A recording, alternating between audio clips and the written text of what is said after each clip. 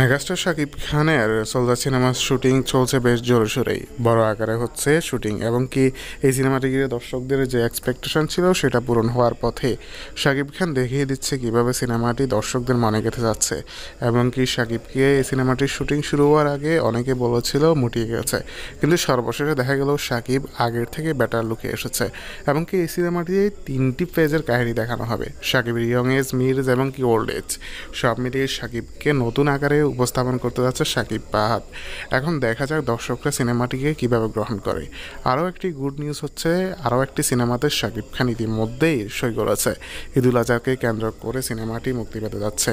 এই সিনেমাটিতে শাকিবকে একজন রকস্টারের ভূমিকায় দেখা যেতে পারে। সবাই মোটামুটি শাকিবের প্রশংসা করছেন নতুন নতুন পরিচালকদের সাথে কাজ করার জন্য বিষয়টি। তো বন্ধুরা, ভিডিওটি আপনাদের মতামত জানিয়ে আমার ভিডিওর কমেন্ট বক্সে ধন্যবাদ।